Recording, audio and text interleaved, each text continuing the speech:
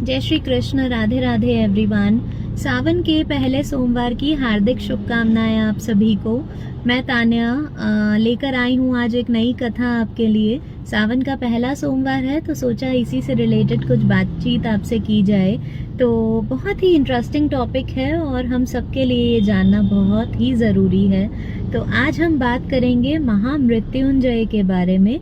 महामृत्युंजय मंत्र जो है वो शिव जी का इतना शक्तिशाली मंत्र क्यों है, वो कैसे प्रकट हुआ और उसके पीछे की कथा क्या है, संपूर्ण कथा के विषय में हम जानेंगे। और इसी के साथ साथ उससे मिलने वाली सीख क्या है या उसके लाभ क्या हैं, इस विषय में भी हम बातचीत करेंगे। तो प्लीज़ इस वीडियो के अंत तक मेरे साथ ज़रूर बने रहें। अगर आप पहली बार मुझे किसी भी माध्यम से देख रहे हैं तो मैं आपको बता दूं कि मेरा चैनल है YouTube पर सनातन टॉक्स विद तान्या के नाम से। और अगर अब तक आपने उस पर विजिट नहीं किया है तो आप सभी से विनती है कि एक बार उस चैनल पर विजिट ज़रूर करें। और अगर आपको सनातन धर्म की बातें सुनना, जानना या उस विषय में कुछ भी जानकारी लेना पसंद है तो प्लीज़ मेरे चैनल से ज़रूर जुड़िएगा, उसे सब्सक्राइब ज़रूर कीजिएगा।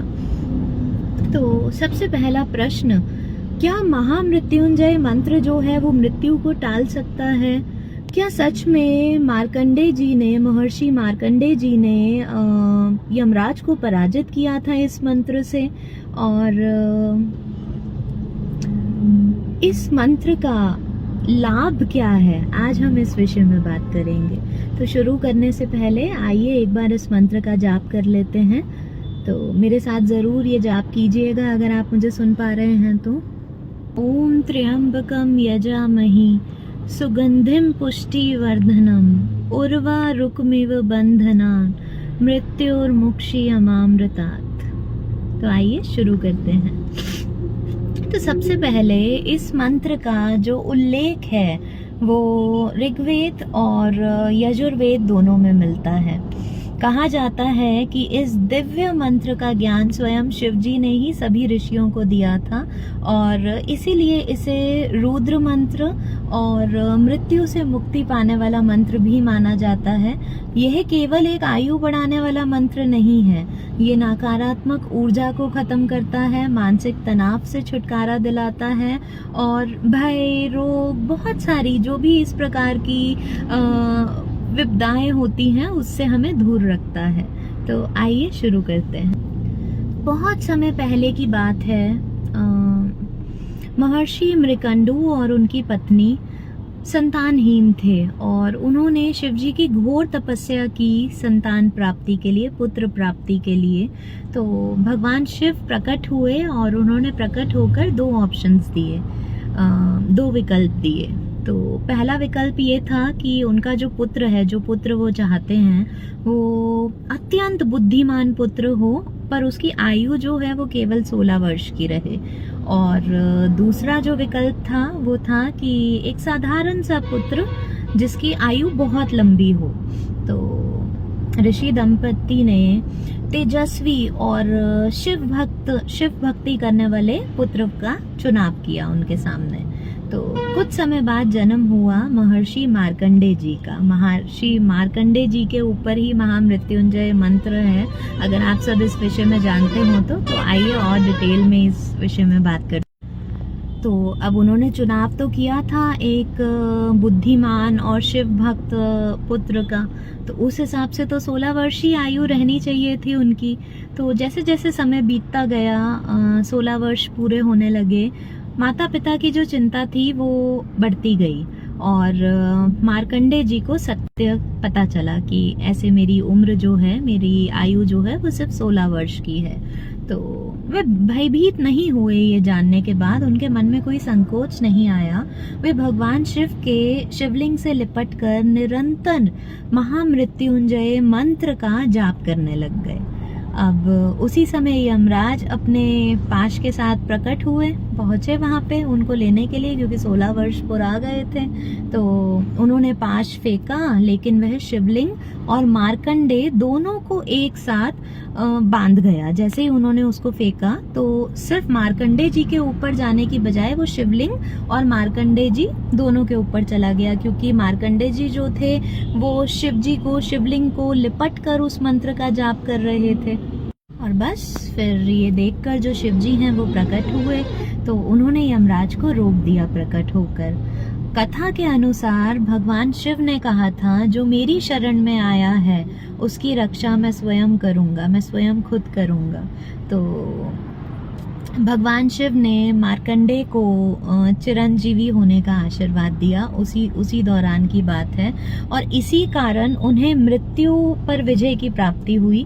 तो बस तभी से ये माना जाता है कि महामृत्युंजय मंत्र जो है वो मृत्यु से मुक्ति पाने वाला मंत्र है, क्योंकि उन्होंने ही ये चुनाव उनके आगे रखा था कि आपको बुद्धिमान पुत्र चाहिए जो सिर्फ 16 वर्ष तक जिए, या फिर आपको एक ऐसा पुत्र चाहिए जिसकी उम्र लंबी हो बट एक साधारण सा बालक हो। बट माता पिता दोनों ने चुना बुद्धिमान शिव भक्ति वाला पुत्र, तो उस हिसाब से 16 वर्ष आयु रहनी चाहिए थी। बट उसने तपस्या इतनी घोर की शिव जी की, और उन्हीं के शिवलिंग से लिपट कर वो महामृत्युंजय का जाप करने लगा। शिव जी ने स्वयं प्रकट होकर उसे अमर रहने का वरदान दिया, और इसी वजह से तभी से इस मंत्र को महामृत्युंजय मंत्र का नाम मिला। तो क्या सच में यह मंत्र जो है वो मृत्यु को रोक सकता है? तो आइए अब इस विषय में बात करते हैं। तो अगर हम शास्त्रों के अकॉर्डिंगली बात करें, अगर हम सनातन धर्म के अनुसार इस विषय में बात करें, तो वास्तविक अर्थ केवल शारीरिक मृत्यु को रोकना नहीं है। यह मंत्र भय पर विजय दिलाता है, रोगों से लड़ने की हिम्मत हमें देता है, और नकारात्मक ऊर्जा को दूर रखता है। जैसे कि मैंने आपको बताया, आत्मबल हमारा बढ़ाता है, कॉन्फिडेंस इंप्रूव करता है, और कहीं ना कहीं हमें भक्ति के मार्ग की तरफ लेकर जाता है। तो आइए अब इसके अर्थ के विषय में बात करते हैं। हम में से बहुत सारे लोग इस मंत्र का जाप करते हैं, पर बहुत सारे लोग ऐसे हैं जिसे इस मंत्र के एक एक शब्द का अर्थ नहीं मालूम है। तो आइए आज हम इस विषय में थोड़ा डिटेल में डिस्कस करते हैं कि इस मंत्र का जो एक एक शब्द है उसका अर्थ क्या है। तो इस मंत्र की जो शुरुआत है वो होती है ओम से। तो ओम का अर्थ है इस मंत्र के अंदर समस्त ब्रह्मांड की दिव्य ध्वनि, यानी कि पूरे ब्रह्मांड की जो आवाज है, जो ध्वनि है। त्र्यंबकम, यानी कि 3 नेत्रों वाले भगवान शिव, हम कहते हैं ना शिव भगवान की तीसरी आंख है, तो 3 नेत्रों वाले भगवान शिव।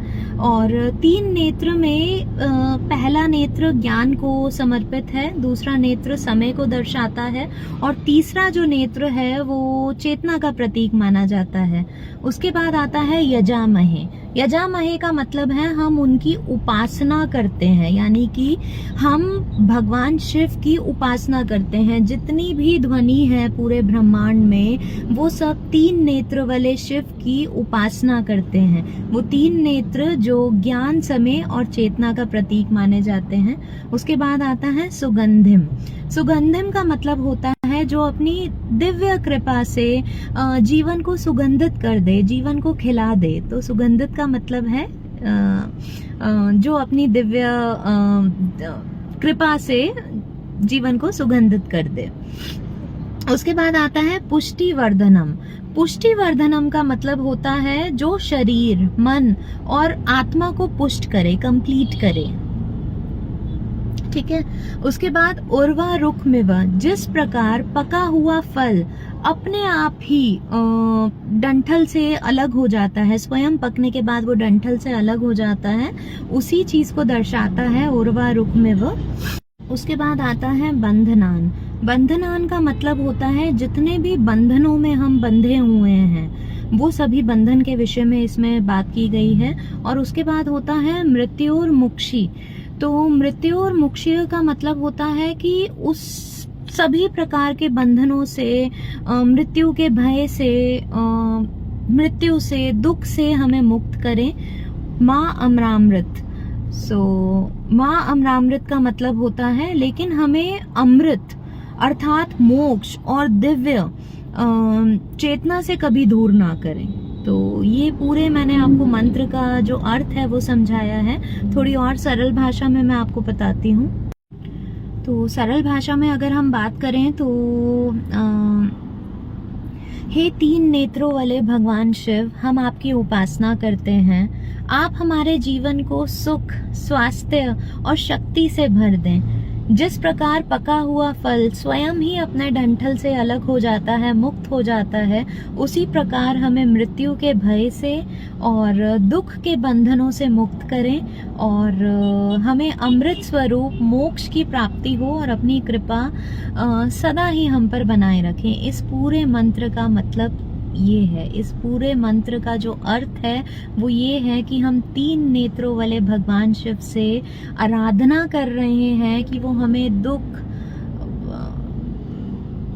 जितने भी बंधन है उन सब से हमें मुक्त करे। मृत्यु का जो भय एक इंसान में होता है, जन्म और मृत्यु का, उससे हमें मुक्त करे और हमें मोक्ष की प्राप्ति हो, हम चिंता के बिना ये जीवन को जी सके। अर्थ मैंने आपको बता दिया है, तो मैं आपको इससे जुड़ी एक बात और बता देती हूँ कि महामृत्युंजय का जो जप होता है, जो जाप होता है, वो हमें कब कब करना चाहिए। वैसे तो आप कोई भी जाप कभी भी कर सकते हैं, आपका मन साफ है, आप में श्रद्धा भाव आ रहा है तो आप कभी भी करिए। पर असल में इस जाप को किया जाता है या तो आप ब्रह्म मुहूर्त में इसे करें या किसी भी सोमवार वाले दिन करें। सोमवार का जो दिन है वो शिव जी को अर्पित होता है, तो आप उस दिन कर सकते हैं, या फिर सावन में अगर आप करें, जो कि अभी चल रहे हैं, तो उससे ज़्यादा शुभ तो और क्या ही होगा। प्रदोष काल में ज़रूर करें जब भी आप करें, और महाशिवरात्रि पर इसका जाप करना बहुत शुभ होता है। इसी के अलावा अगर कभी आपको कोई मानसिक या शारीरिक पीड़ा है तो उस दौरान इस मंत्र का जाप करने से आपको काफ़ी हद तक आराम मिलेगा, क्योंकि इस मंत्र का जो तप है, जो अर्थ है, वो उसी से जुड़ा हुआ है। तो बस जप करते समय कुछ चीज़ों का ध्यान आप ज़रूर रखें। एक तो कोई भी मंत्र का हम जाप करते हैं तो हमेशा हमें स्नान कर कर स्वच्छ कपड़े पहनकर ही करना चाहिए। पूर्व या उत्तर दिशा की ओर मुख कर कर ही आप बैठें, क्योंकि वो दिशा सबसे शुभ होती है जब भी हम पूजा करते हैं प्रभु की। तो और भगवान शिव या शिवलिंग का ध्यान ज़रूर करें जब भी आप ये मंत्र का जाप करें। जल्दबाजी में ना करें, श्रद्धा और एकाग्रता से जप करें, सबसे इम्पोर्टेंट यही है। तो हमने बहुत कुछ डिस्कस किया आज इस वीडियो में। अब एंड में मैं बस इतना ही कहना चाहूँगी कि महामृत्युंजय मंत्र केवल मृत्यु से रक्षा करने वाला मंत्र नहीं है, बल्कि जीवन को सही दिशा में लाने वाला मंत्र है। जब भी मन में भय हो, संकट प्रकट हो या फिर आपको अंधकार दिखे अपने जीवन में, तो आप भगवान शिव का स्मरण करें और श्रद्धा भक्ति से इस मंत्र का जाप करें और मेरे साथ एक बार ज़रूर कहें हर हर महादेव। यदि आपको मेरी वीडियो अच्छी लगी हो, मुझे सुनना, मुझसे बातचीत करना अच्छा लगा हो, तो प्लीज़ मेरे चैनल को सब्सक्राइब ज़रूर कीजिएगा। अगर आप किसी और सोशल मीडिया के माध्यम से मुझे देख रहे हैं, फेसबुक, इंस्टाग्राम या फिर किसी भी और माध्यम से, तो प्लीज़ मेरे चैनल पे विज़िट ज़रूर कीजिएगा। यूट्यूब पर मेरा चैनल है सनातन टॉक्स विद तान्या के नाम से, और अगर सनातन धर्म से जुड़ी बातें आप जानना चाहते हैं, आप खुद जानते हैं और कोई स्टोरी मुझे बताना चाहते हैं, तो प्लीज़ मेरे चैनल पे विज़िट कीजिएगा, मुझे सब्सक्राइब ज़रूर कीजिएगा। और हमेशा मैं बोलती हूँ कि इन सब विषय में जानना हिंदू धर्म के हिसाब से, हमारे सनातनी धर्म के हिसाब से बहुत ज़्यादा ज़रूरी है। हमारी जनरेशन बहुत सारी चीज़ें नहीं जानती है जो बहुत इम्पॉर्टेंट है सनातन धर्म के हिसाब से जानना, शास्त्रों के हिसाब से जानना। तो प्लीज़ इस चैनल से ज़रूर जुड़ें ताकि इसी तरह आपको और कहानियाँ मैं पेश करती रहूं। जय श्री कृष्ण, राधे राधे, हर हर महादेव। सावन सोमवार की हार्दिक शुभकामनाएं आपको।